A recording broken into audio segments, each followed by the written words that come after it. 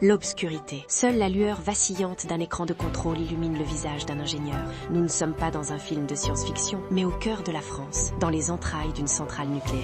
Depuis 1974, la France s'était promis une chose, l'indépendance. Le plan Mesmer était une déclaration d'indépendance technologique. Pendant des décennies, nous étions les maîtres de l'atome. Mais aujourd'hui, le géant vacille. Pourquoi? Ce n'est pas un accident, c'est une exécution. Chapitre 1er, l'âge d'or. Imaginez la France des années 70. Le pétrole manque, le pays tremble. En quelques années, le paysage change. 58 réacteurs sortent de terre. La France devient l'exportateur d'électricité de l'Europe. C'est le grandeur.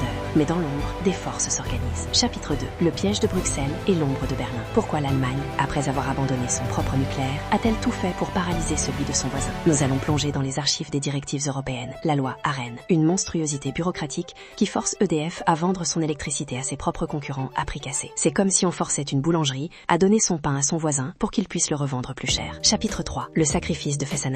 2020. Une centrale parfaitement fonctionnelle est fermée. Pourquoi? Un deal politique. Une monnaie d'échange pour des voix électorales. Les experts crient au loup, mais le silence médiatique est assourdissant. Chapitre 4. L'affaire Alstom. Comment le cœur battant de nos turbines nucléaires est tombé entre les mains des Américains de General Electric sous le regard passif du gouvernement. C'est ici que l'histoire devient un thriller d'espionnage. Qui a signé? Qui a trahi? Chapitre 5. L'hiver qui vient. Aujourd'hui, la France achète de l'électricité produite au charbon par ses voisins. Le rêve d'indépendance est devenu un cauchemar de dépendance. La souveraineté n'est plus d'un mot vide de sens dans les discours officiels. Conclusion. Le réveil sera douloureux, mais nécessaire. Si nous ne comprenons pas comment nous avons perdu notre puissance, nous ne pourrons jamais la reconstruire. La question n'est plus de savoir si nous aimons le nucléaire, mais si nous acceptons de redevenir une colonie énergétique. Partagez ce dossier, car le savoir est la dernière forme de résistance.